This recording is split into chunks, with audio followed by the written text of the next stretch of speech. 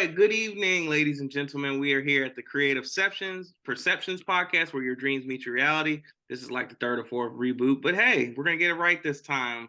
I'm gonna do more. I'm gonna be better and more consistent on getting our amazing guest on this platform today. We have somebody that's near and dear to my heart. I've known him for all literal 31 years of my life.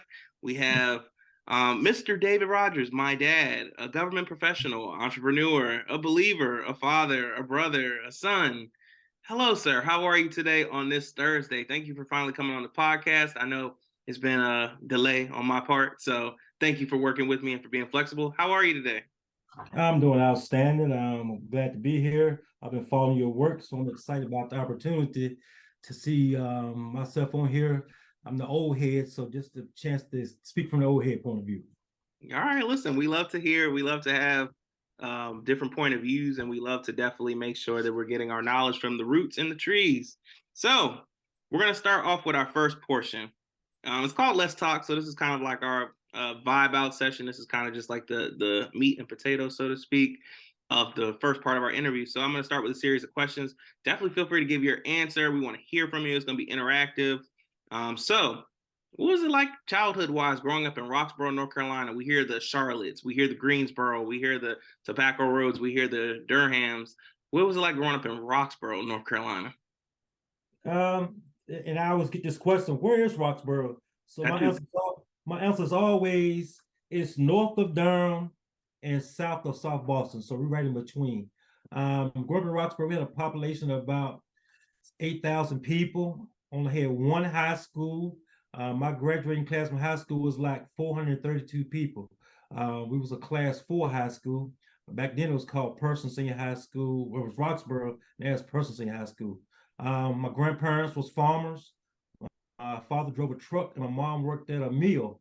So we spent a lot of time with my grandparents and my mom's house, just going back and forth to family. So it was pretty cool. Summers were, like I say, you had to have a job if you wanted things. So you did school, you went to church Wednesday nights, Saturday, and Sunday every week.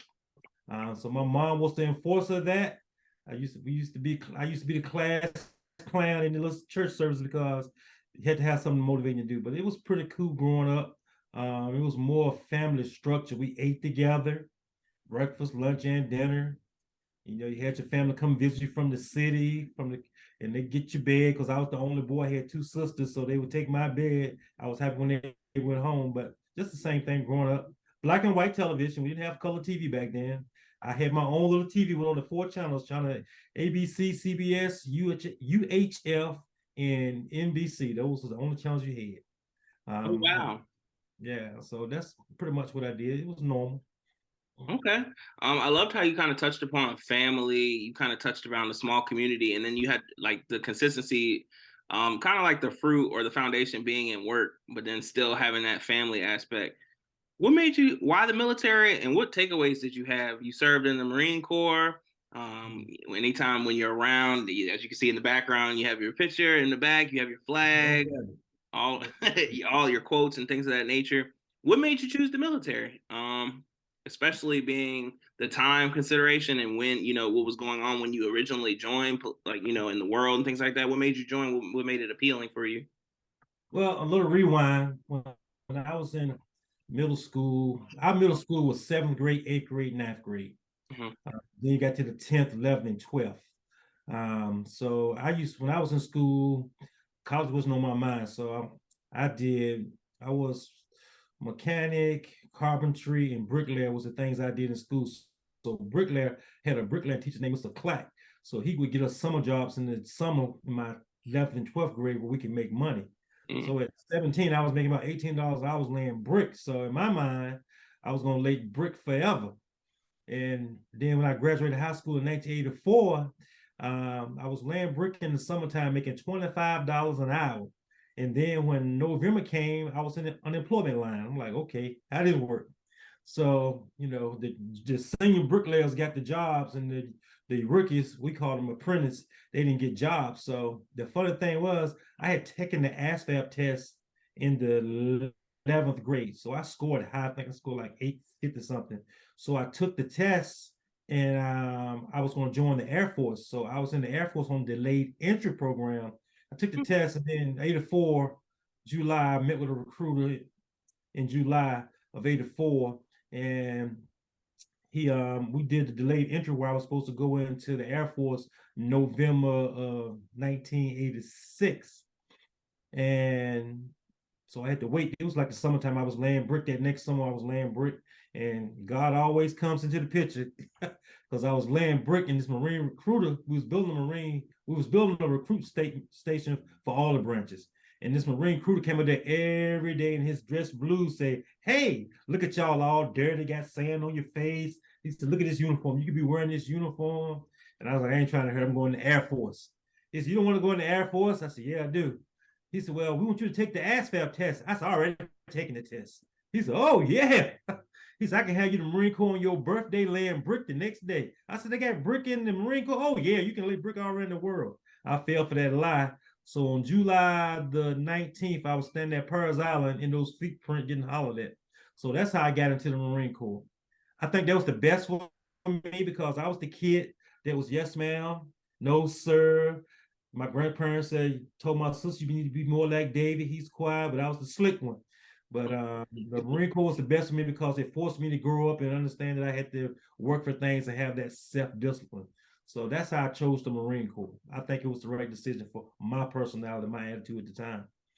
Okay, cool. So you kind of talked about laying brick, and you kind of talked about all the different types of trades and things of that nature, and college not being the first option or something you didn't really think about, which is that's still going on to today with especially with a lot of our youth. Right. Why do you think we put so much emphasis on college? Like I'm a college grad myself, along with you. Now you went back to school and things of that nature. Why do you think we put so much stock in going to college when these trades have always been lucrative, and people who have these trades always they get jobs faster than people with degrees? Why do you think we put so much emphasis on the importance of college? Okay, and just a little rewind. When we was growing up, I didn't see people go to college. I had an aunt that went to St. Augustine College. That was the only person I knew in my family that went to college. And when I was growing up, I thought you had to be rich and have money because my parents, they never even mentioned college. They didn't sit down and say, "Hey, these are your options." They Right. just told us you got to get a job. My father used to tell me, if you wear a raincoat, if you got a child, that's all you're gonna limit yourself to. So I didn't really think about college, and my parents didn't push you for education. They would ask you, "Have you done your homework?" That was always funny to me because they never checked the homework, because I always said yes.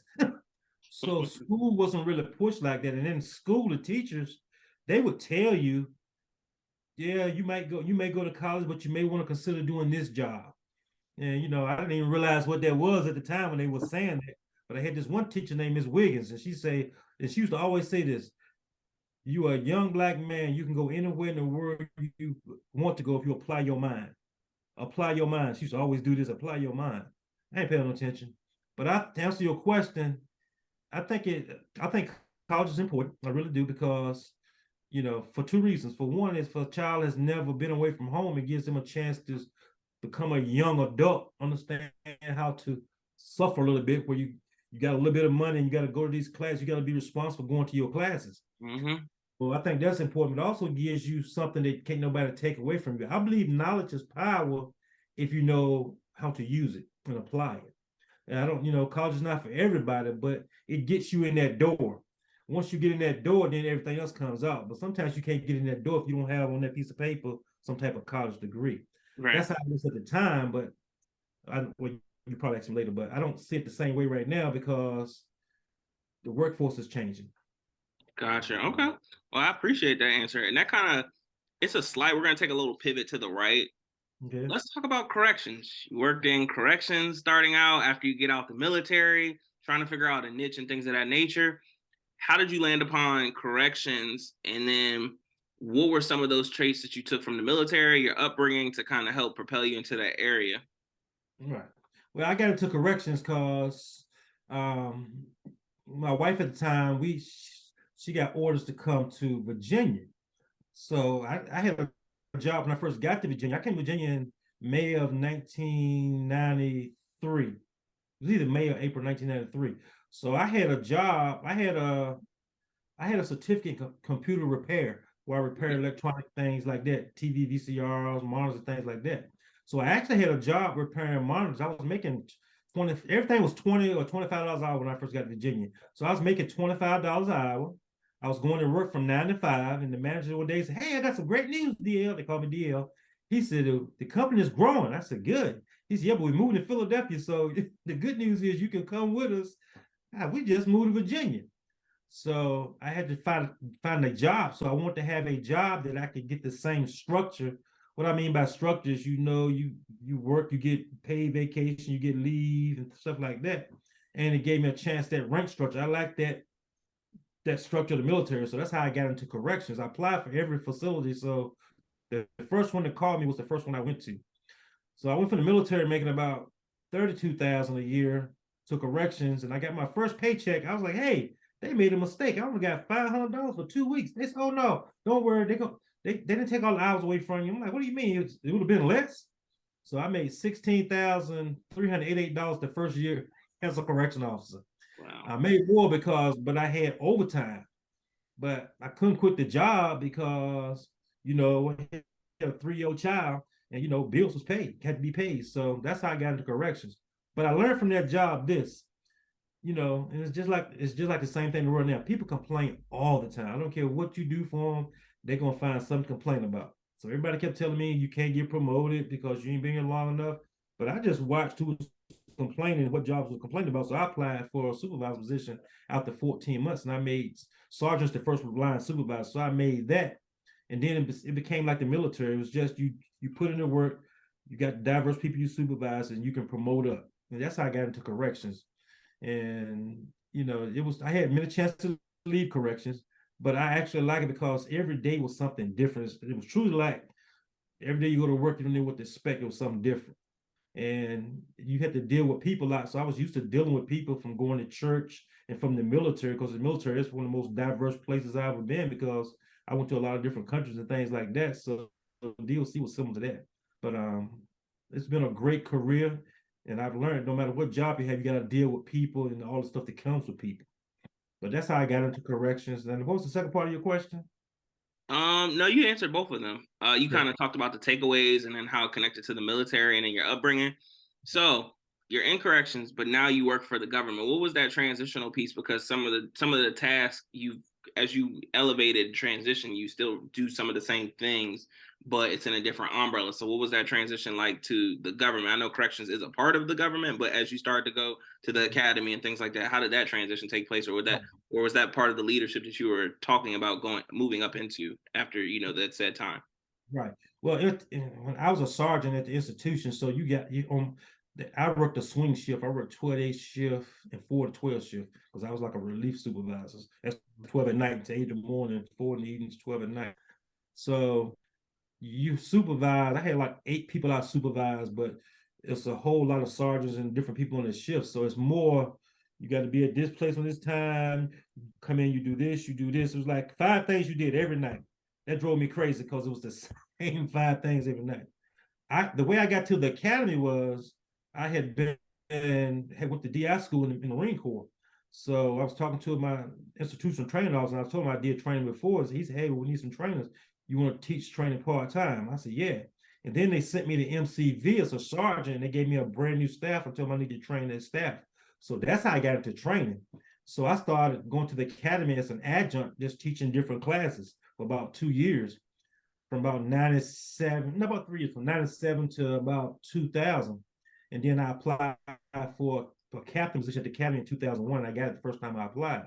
And that was like heaven to me, man. I mean, it was like you had a class to come in for 5 weeks, you train them, got a week break, then you start a new class, and you get all these different type of certifications where you work with other police departments and things like that. So that's how I got to the academy. And then I promoted from captain to major, major was a training supervisor, and then to my role as training development manager. I've been there about 10 years now.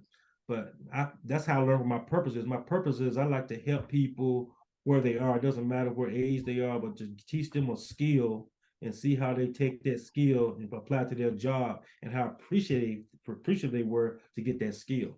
And it's funny because I love Walmart. So when I go to Walmart, I'm always saying somebody family, "Hey, remember when you trained me? I don't remember those people, but they can tell you word for word what you told them. That's an impact. So just like the day I met somebody in my one of the classes, they from Roxborough.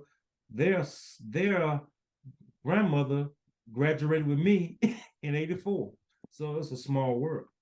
But it's just a chance. I found my purpose, which was helping people, and I can do it. Our agency has 12,800 employees. So I touch all those employees in my job. Training was their initial training, their annual in-service or elected training. I get to touch all those people. So I like that job. It gives me a chance to help people and give back. Huh? All right, I love that. I appreciate that. So this next part, actually, it's funny how conversations work. It's all tying together. So I did not know this, but now it makes sense when you were talking about some of the training and some of the jobs that you did within the military and how it kind of led to your tech repair. And it makes sense growing up, always seeing you not throwing away a TV or something and trying to fix it. It makes sense now. So you tried to open up your first business, or you opened up your first business from 1990 to 1995 with electronic repairs and things of that nature, right? What, I know you kind of touched on having to the company moving to Philadelphia and things of that nature, but what kind of happened the first time or first go around that you tried to establish your own business? I know you always have preached ownership and business. What happened the first go around from 90 to 95? Like what kind of happened? Like how did it kind of dissolve? So I was working for the computer company. It was like, I think about 6 or 7 months I worked for them. So I saw a need. Well, let's rewind back. I actually started the business when we was in Puerto Rico. So in Puerto Rico, I was on the all basketball team. They have an all base basketball team. So everybody was always saying, man, my VCR ain't working. This ain't working. I said, well, I know how to fix them anyway. I said, and I remember saying that we had a living room. And she said, you got to move those things somewhere. So I had a living room full of VCRs and TVs that I was fixing. But in Puerto Rico, it was sweet because they had a distributor over there that sold all those parts. So I could get the parts for the VCR and things like that. So I started that actually in, I say April of 90. No, May of 90. That's when I started. Then when I did that while I was in Puerto Rico. We left Puerto Rico in 93 in April. And then we came to Virginia. I continued the business. What put me out of business was the manufacturer of VCRs and TVs got smart. Instead of having individual parts, they started doing the whole PC board where you had to buy the whole board, the part. So and they had on Broad Street, that's where VCU was at. VCU was small when I first got here. They were small. So what happened was VCU, Grant was the basketball coach. I remember like it was yesterday. They started winning. So they started buying all of Broad Street. They bought all of those little mom and pop, little place I bought my parts from. They bought all of them out. So I couldn't get parts anymore, and plus the TV thing was changing. So I let that went because I had to get another part. I had to get, because I was going through a divorce, so I had to get another job. So I had 3 jobs. I had a security job, working in correction, and I worked at Greyhound as a security officer. So then I had to travel on the weekends to go see my sons or during the week, because I worked at 10 and 5. We worked 10 days on and 5 days off. So all my days off, I always went to Maryland where my kids was at. So that's why I let that business went. And I really didn't understand how it worked then. I just was fixing the VCR and TV. I didn't understand the whole concept of having a business plan and all that. I just said, hey, buy some parts and start fixing things. And it worked fine because you pay as you went. But, I didn't understand. And I really didn't have an official LLC. I learned that too because we were still paying back taxes. When you figure out how you can save money, your attention pays attention more. So I learned from that first business, you can have a skill, but you got to have a strategic plan of how you're going to work that skill so it can be productive. But then my second business, when I opened that up, it took me a minute. I knew what I wanted to do. I just didn't know how I wanted to do it. So I needed some more education. So I went back to school and I had an associate's in business management. And then I got my master's in criminal justice. And the reason I did criminal justice is because, hey, I was like in my 30s. I said, I already know corrections. I can't fail that. Right. So I went and got that. But it just taught me, and that's one thing a degree, in my opinion, a degree does for you. It teaches you how to research. It teaches you how to put a plan together and follow that plan for 2 years or 4 years, because you got to stick to that plan to get that grade. So, and that's how I started my business. And like you said, I believe every person should start. I look at my job that I have now. They are they're a sponsor of my business. They pay me a paycheck, they help me sponsor my business. But every Black person should at least say you tried to have something that you own yourself. Whether successful or not, you can say you tried, because that's how a lot of stuff gets started. But that's how I started my first business. That's how I got into my second business. Okay. You're kind of segueing into my question. So I'm going to put a mid question into the next question. Mm-hmm. So I'm listening to the interview, and then growing up, I know the times we visited grandma and grandpa, church was there. So I remember playing outside on the rocks and falling terribly. Anyway, it's neither here nor there. But so you talk about laying brick. You talk about how God has a interesting way of getting your attention when you're laying brick, and then the Marine uses the fact that you lay brick to get you into the military. Then you leave the military. Then you basically you start to recreate yourself, so to speak, from a business perspective. You're working at an electronic company. Then they decide to move to Philadelphia, which is where our mom is from. But then y'all are already in Virginia. But then now he's utilizing what you did in the military for corrections and government.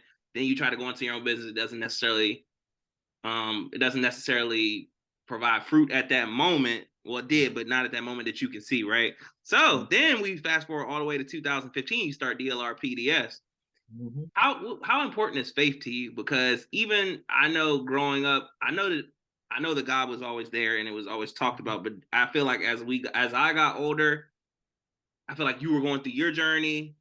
Mm-hmm. Me, I was just always told to go. Y'all always kind of told me to go to church, but I didn't really understand the explanations as to why. It was kind of like, this is what it is, this is what it is. But then I noticed the older that I got, your walk started to look different. You started to grow, and then I started to actually establish one, because you hear pastors say all the time, yeah, your dad, your mom, your aunt, whomever can believe in God, but until you have that experience for yourself, it's not going to matter. So how important is faith to you? And then how did that make you, like, how important is it to you? How did it build you? And then how did that push you into DLR PDS? Because essentially everything that you went through is pretty much what you're using now, but it's now into your specific purpose. I mean, you're always living in your purpose, but now you're kind of in your own venture, in your own vehicle. I know that was a loaded question. Absolutely. That's that personal toolkit. And because in faith, and like I said earlier, my parents, I got baptized when I was 12. And all I knew was, okay, we got to go to Bible summer school. It's gonna be a lot of girls there. Okay, so I'm gonna see them girls. I gotta go to church. So I mean, once again, you go through things in life. You don't understand that season you're in, but that season is preparing you for another season. So I got baptized. My mom asked us, "You sure just something y'all want to do?"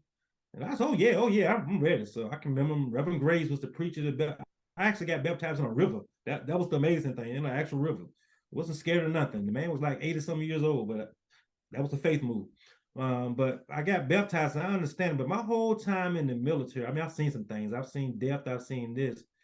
I always went back. I'm telling you, I always went back to that. My grandmother, my mom, and dad are talking about faith. I mean, you're talking about Father. You're going everything about the word in the book. So, but just think about him. When I was growing up, he didn't talk like that. He was always about work. My mom, that was that one person that was a constant. Olive Grove Church, Mount Bethel Bible School. So that's how I started my faith. I didn't understand it, but like you said, when I went into the military, things started to happen. I didn't know how I was gonna get out of a certain situation. The first person I called on was God. And I believe to me, my faith is, I'm still working on it, is to walk by faith, not by sight. It's this old saying that I think it's Winston Churchill say, when you're going through hell, keep walking, because you're going to go through things in life, but God is that constant thing that brings you back. Because the Bible doesn't say, oh, God's going to make you happy, you're never going to have no problems. God, first of all, is testing your faith in him and having faith that he's going to get you where you need to go. So I've always done that. I don't like to use the word fail, but I made a lot of mistakes in life. I'm the type of person, if you give me a project, sometimes you can give it to 10 people. They might get it right the first time. I might not get it the first time, I might get it the third time, but once I get it, I got it. So I've always, making mistakes. I try to learn from my mistake. Don't do that again, and learn from it. And I tell you a funny story. I can remember when Sandy, your mom, she bought all these books. Okay, this is how we're gonna raise. You can't raise no child by no book, but you're gonna do that. And you can't do that. And you used to always say, "Oh, I got the worst end of the deal," and that's true to some extent because you was the pilot.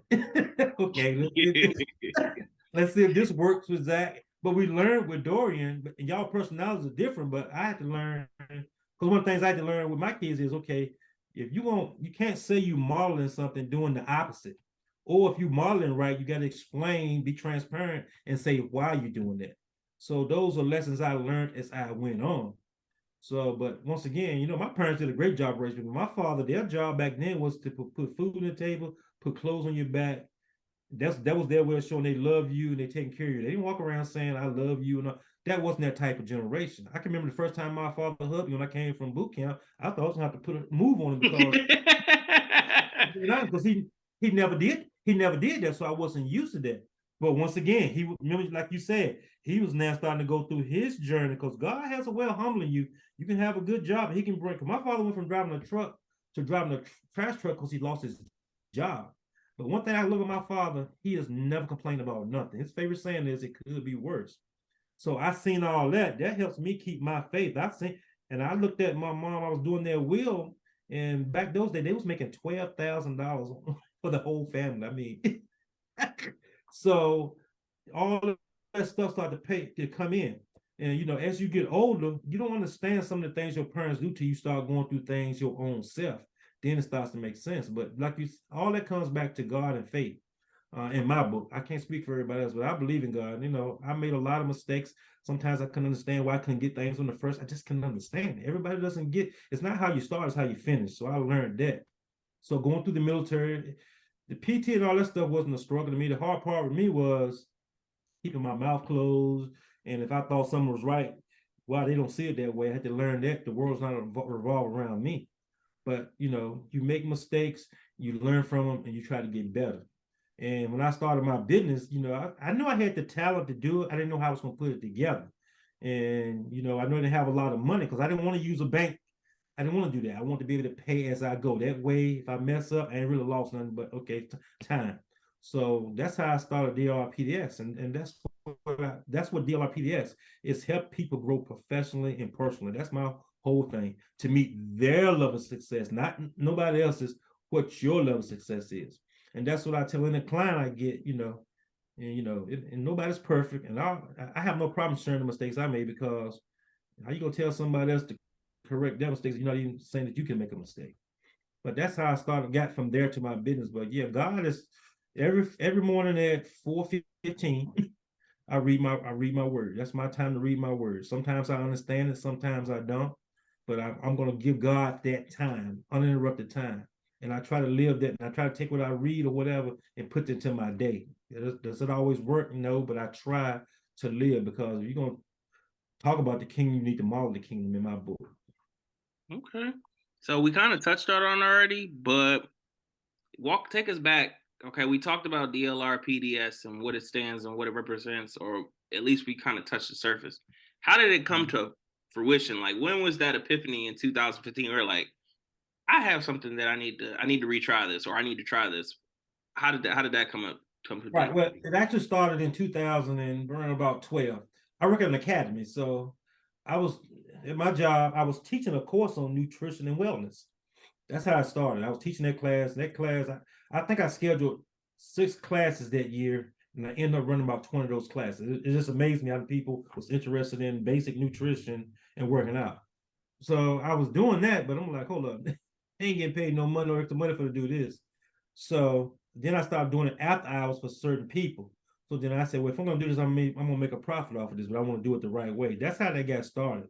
So I just put my little business plan together. I did my research on how to start an LLC, and that's how I got started. The first year, I just spent time on writing my policies and procedures just to see how it go. And I got motivated from my wife because she does a body waxing business. She started before I did. So I watched how she set hers up, and I just used her as my model. Okay, she got her rent. I'm gonna try to get my space from there. I'm gonna try to do this. And I did that. But I just start out with one client. I said that way if I mess up, I ain't gonna mess up with one person. So I started that one client, and I think I had my sons coming. I was showing them stuff I was working out, but I just did it like that. But that's how I got started, and I actually got my LLC and all that in July 2015. Okay. I love that. I appreciate you sharing that. What does the acronym PDS stand for those who may be interested or just want to know, or who may be stopping through Virginia to get a Yeah. workout in? Well, DLR is my initials, and PDS stands for Professional Development Service. I wanted service, but somebody had services already, so I had to do DLR Professional Service. But I'm going to change my name just to DLR PDS because it's Okay. easy to put on logos and things. But that I wanted for provide a service to people. That's why I call it DLR Professional Development Service. Okay. How is it different from other brands? You know, a lot of people are starting to work on the workout development, but you actually have multiple components. You want to shed some light on those other components? I know it involves human resources, it involves nutrition, working out. You want to shed some light on that? I try to have I'm trying to have a multifaceted business. What I mean by that is, I do, like you said, I do wellness, which consists of the personal training, the nutrition coach. Matter of fact, I'm taking my nutrition certification Friday, so I'll be a nutritionist coach.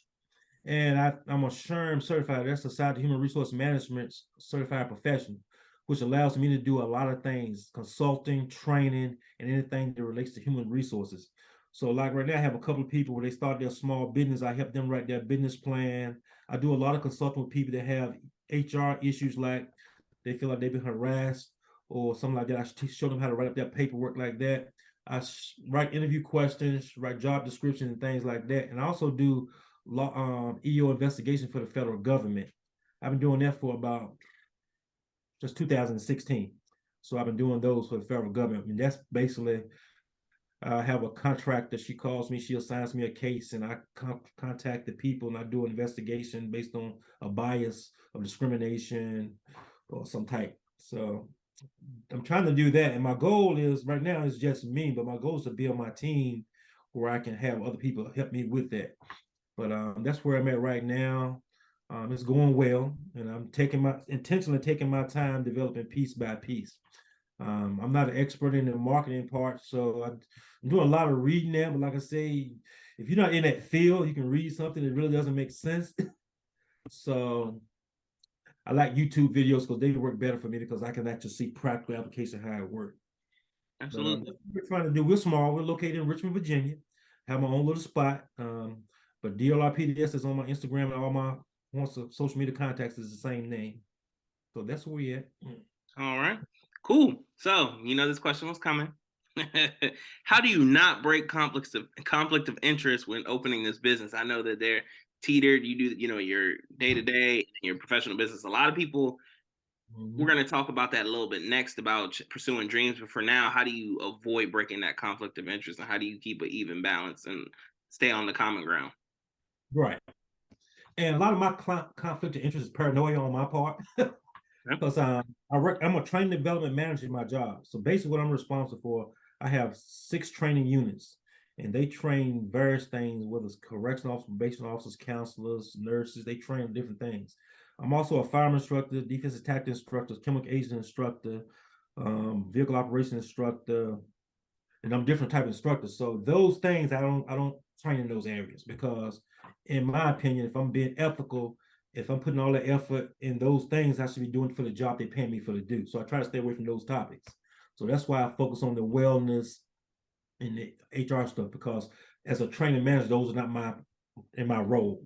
So, but we have to sign a piece of paper every year to say, hey, if you work for somebody or have a business, we need to know what you do in that business. So I give them that script, and I make sure I don't do nothing that's not in that script. So that's why I stay away from the firearm and things like that. Defensive attack, because I'm always getting people to do self-defense classes. But I try to stay on there because I should be developing that for my job, since we have curriculum that's similar to that. So that's why I don't touch that part. I just focus on the nutrition, the wellness, and things like that. Even though we can have that, that's not primary. That's not in my role to develop for my agency.